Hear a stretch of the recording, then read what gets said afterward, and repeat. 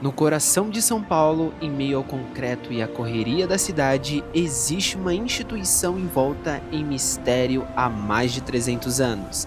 A maçonaria sempre despertou curiosidade, mas poucos sabem o que realmente acontece por trás dos seus símbolos e rituais.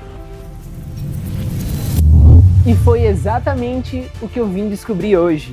Depois de meses de conversas e negociações, eu consegui algo inédito para um estudante de jornalismo: autorização para entrar e gravar o interior da grande loja maçônica do estado de São Paulo. Nesta reportagem você vai entender como a maçonaria, que é marcada pelo mistério e tradição, tenta se comunicar com uma sociedade cada vez mais aberta e conectada. Eu sou Vinícius de Sá e hoje você vai acompanhar uma jornada que existe no caminho entre o sigilo e a transparência.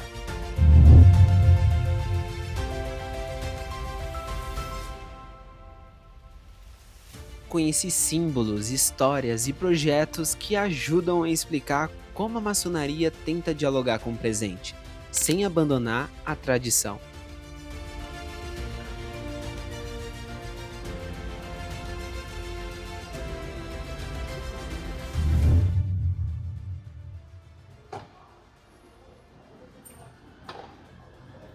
Olá! Boa noite. Boa noite, Sejam tudo bem-vindos, bem? sejam todos bem-vindos. Tudo bem? Tudo? Vamos entrar, a casa é sua. Vamos entrar. Obrigado. Bem-vindo à grande loja maçônica do estado de São Paulo. É uma honra recebê-los aqui, Vinícius. Milton Luiz da Silva, estou grande hospitaleiro adjunto.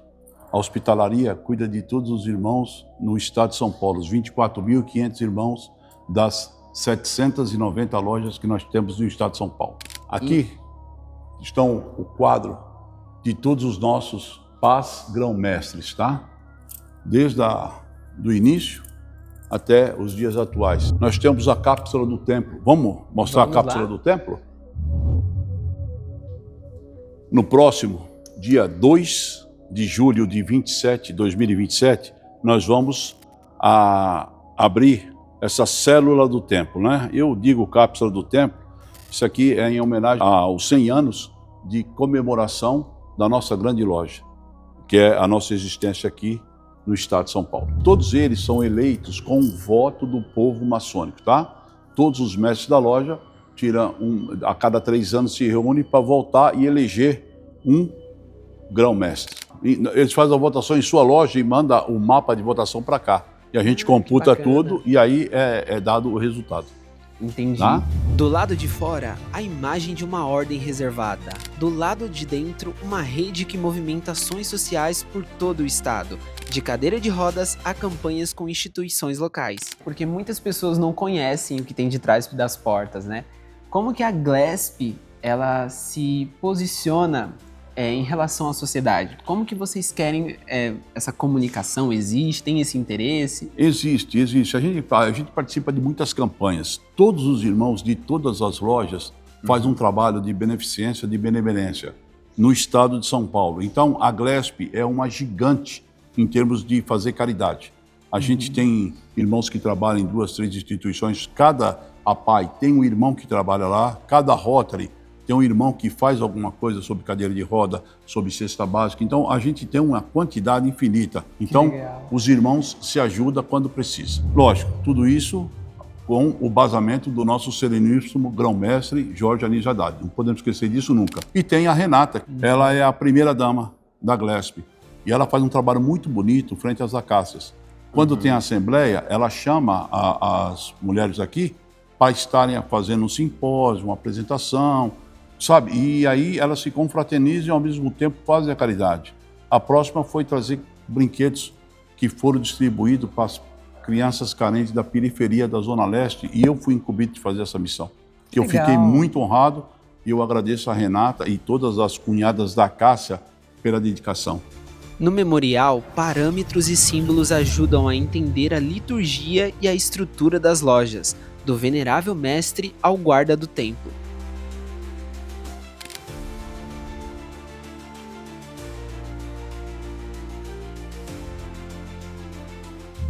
Você falou paramaçônica. O que significa? Paramaçônica é toda aquela entidade que é ligada à maçonaria de alguma forma, mas são reconhecidas, né? Elas existem e quando tem que ter uma uma assembleia, sempre tem que estar presente um irmão da ordem, para dar validade àquela paramaçônica. Então tem a Estrela do Oriente, são diversas. Tem a Estrela do Oriente, que nem eu falei das Acácias, mas sempre tem que ter um irmão validando aquelas reuniões. E qual a função das paramaçônicas? É fazer caridade e benemerência. Esse é o foco principal. Aqui nós vamos chegar até o Templo Nobre, tá? Bacana. Dentro do templo, o ambiente muda. Aqui tudo é simbólico. Colunas, nós na corda, a posição das cadeiras e o olhar que vem do alto. Tudo aqui tem um simbolismo, tá? Entendi. Eu vi que é outra atmosfera. Aqui você percebe que aqui é uma ligação entre o material e o espiritual. Então existe essa egrégora aqui para nos lembrar que nós não somos só matéria, nós somos espírito também. Então por isso que nós estamos aqui, nesta egrégora. Nós temos aqui, ó, as colunas do símbolo dos signos zodiacais, ok? Cada uma coluna dessa representa um símbolo zodiacal. Temos aquela corda de 81 nós, que vocês vão estudar um pouquinho logo, vocês vão saber o que é isso. Ali fica o Venerável Mestre, bem atrás do olho que tudo vê, que é aquele triângulo com aquele olho, ok? E é engraçado que muito se fala sobre o olho que tudo vê, né? O que ele significa para vocês? O olho que tudo vê está inclusive na nota de $1, né? Porque os nossos presidentes dos Estados Unidos, eles eram maçom, eles eram irmãos, e eles fundaram, porque eles têm assim, né? O olho que tudo vê é Deus observando tudo que você faz, né? Então, você nunca pode esquecer daquilo. Pode ser que uma pessoa não esteja vendo o que você está fazendo, mas o olho que tudo vê sabe quem você é. Entendeu? Então, a significação do olho que tudo vê é muito forte na maçonaria. E tanto é que está em nota de $. Quem vai para Minas Gerais e não conhece de maçonaria, chega lá a ver tudo que foi feito pelo nosso irmão Aleijadinho. Tudo as arquiteturas que ele fez lá foi baseado em templos maçônicos. Quem não é, não conhece. Agora, quem é, chega lá, poxa, ele fez isso por causa disso, ele fez isso por causa disso. A gente tem a interpretação, entendeu? Mas quem não é da ordem não sabe o que eu estou falando. Tá bom? É isso. E por que eu vi que tem aqui o piso em xadrez, né? Tem algum significado? Tem, tudo aqui tem um significado, né? Isso aqui é a dualidade. Dualidade. Ok? Dualidade. É o preto e o branco, é o bom e o ruim, tá? É o certo e o errado. Tudo aqui representa a dualidade. Isso aqui você tem que entender, que a sua vida pode ser, assim, um paraíso, né? Mas haverá momentos na sua vida que você vai passar por dificuldades. E o importante nesses momentos é você ter pessoas para te apoiar, para te dar um abraço, para não te deixar sozinho passar por aquele sofrimento. Então, isso aqui para nós representa muito o pavimento mosaico. Para além de mitos e teorias, o templo é um lugar de estudo e reflexão. A ideia é simples e ao mesmo tempo exigente. Antes de transformar o mundo, transformar a si mesmo. Vinícius, infelizmente, por falta de conhecimento, a maçonaria no mundo profano, ela é desacreditada. Todos falam que aqui existe um ritual, que a gente mexe com sangue, que a gente pega a criancinha, que a gente faz isso, faz sacrifício, o bode, e não bode, né? Então tem um bode, tem história do bode. E tudo isso é da cabeça dos nossos irmãozinhos menos esclarecidos. A gente, para falar de alguma coisa, a gente tem que participar, a gente tem que conhecer. Você está me dando a oportunidade de esclarecer a todos que a maçonaria não tem esses segredos, esses mistérios, não tem esses rituais satânicos, né? Entre parentes satânicos, que não existe aqui dentro. Aqui é tudo assim, aqui é uma casa de estudo, né? Não existe um templo religioso, sim, onde a pessoa vai lá para orar e tal. Aqui a gente vem buscar conhecimento, a gente vem entender de filosofia, de educação. Aqui a gente está buscando o nosso autoaprimoramento, o nosso. A gente não quer consertar os outros. Nós primeiro temos que consertar a gente. Se a gente tem algum defeito, a gente tem que tentar desvencilhar dele.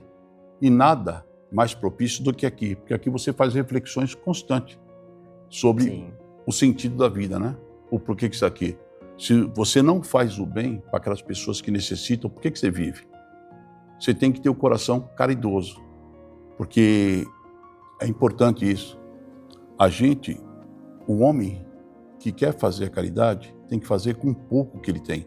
Não é com muito que ele vai fazer. Outra coisa, outra ideia mirabolante que falam aí, que todo maçom é rico, né? Não existe isso, não existe. Todo maçom é rico de saúde, de conhecimento, de sabedoria. Agora, o financeiro, quando você começa a se preocupar com as coisas mais elevadas, o financeiro vem ao seu tempo. Está na Bíblia, né? Faça a tua parte que da minha te ajudarei, né? Uhum. E isso a gente coloca em prática. A gente aqui congrega entre irmãos. Por que a gente chama irmão? Porque aqui o sentimento é esse, é de irmandade, né? Aqui sempre tem um livro que a gente acredita. A Bíblia Sagrada, aqueles que creem na Bíblia. Nós temos ali o Evangelho segundo o Espiritismo, a Torá. Não importa o livro que você coloque aqui, você entendeu? Mas existe um livro que a gente representa aqui, que todos aqui são tementes a Deus. Para você adentrar a maçonaria, você tem que crer em Deus. Se você falar, eu sou ateu, não acredito, filho, você não serve para estar entre a gente.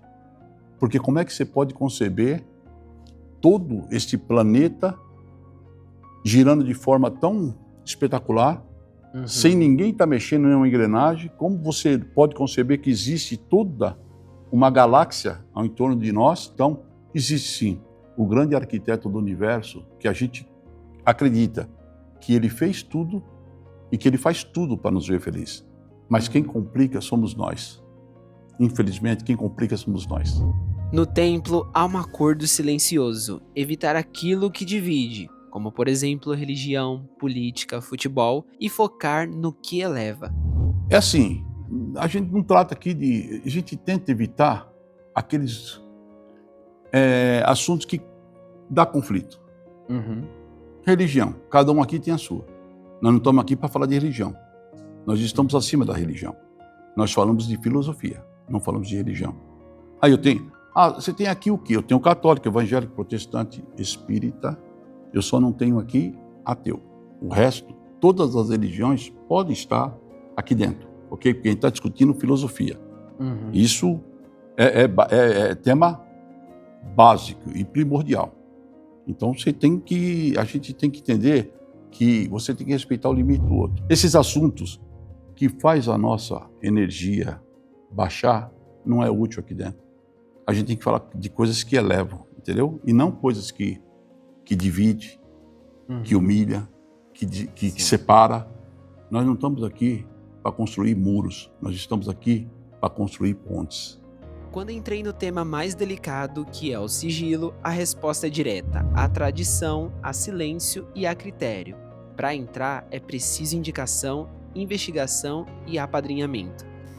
Geralmente, quando a gente admite o irmão na maçonaria, na ordem, esse irmão é indicado por um irmão. Digamos, você vai iniciar a maçonaria. Quem é teu padrinho? O Milton está apresentando o Vinícius para a maçonaria, para entrar na ordem. Você vai ser vistoriado de cima a baixo, você vai ter que apresentar certidões, você vai ser, assim, vão ver a sua vida pregressa qual foi.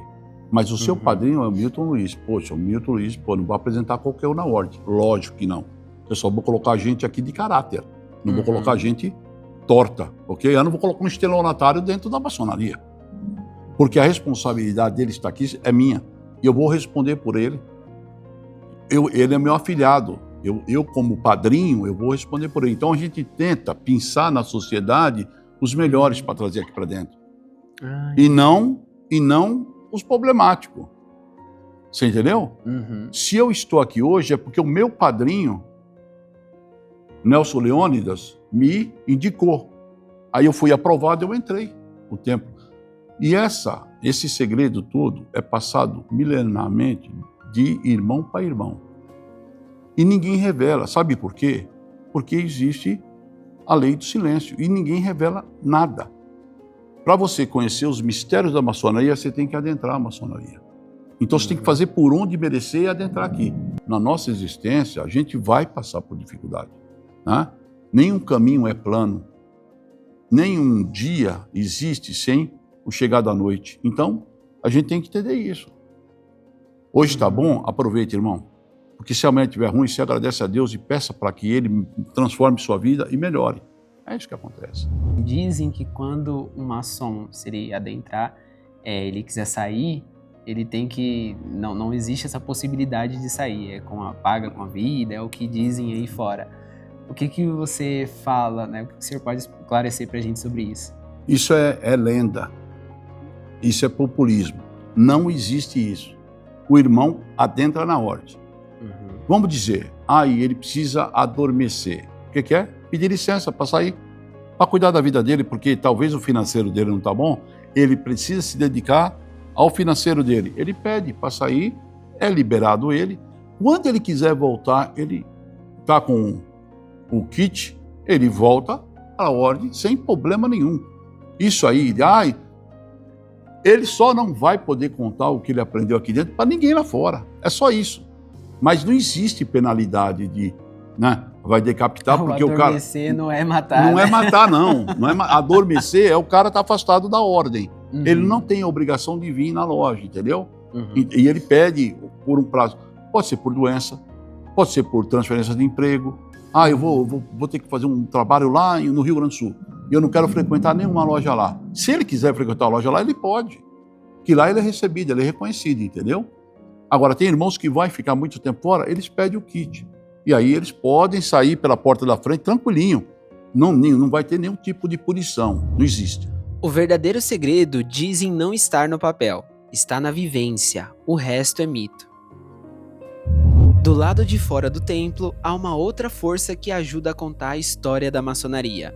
As mulheres. Elas não participam da ritualística, mas estão no coração da família maçônica e das ações sociais. Meu marido tem 32 anos de maçonaria. Legal. É a primeira vez que eu vejo as mulheres serem convidadas para vir nos eventos, nessa assembleia especificamente. É a primeira vez? É a primeira vez, né? A primeira gestão dele, que ele ficou 3 anos, e agora nós começamos a segunda gestão. Então, na primeira eu já comecei fazendo isso. Na segunda assembleia, porque a primeira foi a posse dele, que é a de julho, e em setembro eu comecei que legal. Recebendo as cunhadas. Como eu sou com 20 cunhadas vindo, hoje a gente tem inscritas mais de 116. A acácia é uma planta, né, uma árvore, e especificamente a representação aqui das acácias da Glesp é amarela, acácia amarela. Aquela que dá uns cachos assim. Porque é uma árvore que tem uma madeira muito resistente, muito usada para confecção de móveis, de artefatos, né? Sim. E representa algumas convicções deles, né? Dos maçons. E aí eles trouxeram para a representatividade da mulher. Aí as mulheres, qual o papel? A gente não participa da ritualística, né? Como a Cássia, mas a gente participa da família maçônica e o clube foi montado muitos anos atrás. Né? O Jorge tem 32, já existiam clubes, né? Por quê? A maçonaria não era bem aceita assim na sociedade. Então, para fazer as benemerências que ele se propõe, até através dos estudos para a melhoria da sociedade, eles não podiam, se falasse assim, o maçom, né, os maçons que estão doando isso, muitas vezes as pessoas não aceitavam. Nossa! Então, através dos clubes das acácias, essas doações apareciam, né? Clube das acácias. Porque a gente sabe que tem um estigma sobre a maçonaria, né? Quando você soube, né? O que tinha na sua mente, assim, de, por exemplo, um viés em relação à maçonaria, que você lembra assim, nossa, não é nada disso. Meu tio fazer parte. Porque eu via, assim, a comunidade. Algumas vezes, meu tio era em outra cidade, né? E eu era criança. Meu tio saía no dia da reunião, quando eu estava passando férias lá, ele saía todo, né? arrumadinho para ir na reunião. Tinham eventos que a gente ia como família, sabe? E eu falava, isso não pode ser ruim, né? Porque a família toda se reúne, faz um negócio, um almoço, alguma coisa em prol, alguma entidade da cidade. Então, no caso, a mulher, no papel dela, assim, dentro da maçonaria, é mais para apoiar os maçons, né? E prestar esse assistencialismo, né? Sim. Que bacana. Eu aprendi que a importância da mulher na maçonaria de apoiar o maçom. Porque assim, eles vão fazer a entrevista deles, eles vêm conversar com a gente. E se eu não autorizar, se eu ficar em dúvida, eles não entram. A partir do momento que eu aceitei, eu apoio. Então, e é muito importante apoiar. O que é? Desde a partir do momento preparar a roupa deles, o terno, deixar no jeito. E o apoio também de estar presente junto, porque eles ficam muito felizes. Quando os nossos pares se iniciam, né, na maçonaria, eles nos entregam uma luva. Essa luva, como se fosse uma proteção para as mulheres, né? Eu ando com a minha na minha bolsa. Onde eu vou, eu levo ela. Já aconteceu o caso de eu precisar de usar ela. Usei na Washington Luiz, pneu do meu carro furou, aí a gente tem um jeito de colocar essa luva e de repente parou um carro e o cunhado chegou em mim e falou, cunhada, vocês estão precisando de ajuda? Tava eu mais 2 cunhadas juntas, né? Mas ela é fundamental. Entre chás, encontros e campanhas, as acácias ajudam a transformar a solidariedade em rotina e a desfazer com presença parte do estigma que se criou do lado de fora. Se os símbolos pedem reserva, os valores pedem voz. Dentro e fora dos templos, a maçonaria insiste em um alicerce antigo: ética, moral e fraternidade. A maçonaria, ela apregoa a moral e a ética mais pura da sociedade. E ela é uma escola no tocante a isso. Então, em relação ao como nós nos vemos e como nós nos dirigimos ao mundo, de forma geral, é da melhor forma ética e moral possível. Ou seja, nós buscamos agredir o mundo com uma moral sã e uma ética perfeita, norteados por uma fraternidade. Ela é um elemento fundamental para que os homens se deem bem, para que nós não tenhamos esses entraves, essas mazelas, essas dificuldades todas que enfrentamos no dia a dia. Mas como comunicar isso em um mundo que cobra transparência e convive com ruído, desinformação e excesso de exposição? Eu suponho que o sigilo ainda esteja presente e creio que é importante, porque essas sociedades ditas secretas, elas se sustentam na base do rito, e o rito maçônico sempre pressupôs uma certa reserva, mas evidentemente que a maçonaria mudou ao longo dos tempos e hoje suponho que seja muito mais arejado do que já foi nos tempos de concentração. Por trás de um discurso pró-transparência tem muita fake news, tem muita distorção da realidade. A gente deve continuar lutando pela transparência. Eu acho que a maçonaria internamente sempre teve os seus segredos e os seus ritos, mas a sua ação exterior sempre foi transparente, em busca de uma sociedade melhor, mais justa e mais equilibrada, e é assim que tem que continuar sendo. Uma das formas da maçonaria se manter atual é que ela vai ter que ter um canal no YouTube, uma rede social, um Instagram. E essas, sem perder a essência do seu conteúdo, elas têm que ser feitas também de acordo com a linguagem dessas plataformas. No equilíbrio entre o silêncio simbólico e a praça pública das redes, o desafio é antigo, mas com roupa nova: preservar a experiência e abrir caminhos para o diálogo. Nesta reportagem, fui além do discurso e acessei o que poucos jornalistas já viram. Entrei no templo nobre da Glesp, presenciei símbolos guardados há gerações e ouvi dos próprios maçons o que significa pertencer à ordem. Mostrei o papel das mulheres dentro da maçonaria, a força silenciosa das acácias, e vi como os rituais se mantêm vivos, não pelo mistério, mas pela fidelidade a um legado. O que descobri não foi apenas sobre tradição, mas sobre os desafios e escolhas da maçonaria ao comunicar seus valores no mundo onde o ruído é constante. Mas o que descobri aqui dentro vai muito além do que se imagina quando se fala em maçonaria. Descobri uma instituição que guarda muito bem os seus rituais em silêncio e tenta se fazer ouvir em meio a um mundo que não para de falar. E talvez seja justamente nesse equilíbrio entre o que se preserva e o que se mostra que mora o verdadeiro significado do sigilo maçônico. Entre colunas, símbolos e histórias, percebi que o mistério da maçonaria não está em suas portas fechadas, mas na forma como cada membro busca, em silêncio, se tornar alguém melhor. Uma tradição que atravessa séculos e que continua viva entre o sigilo e a transparência.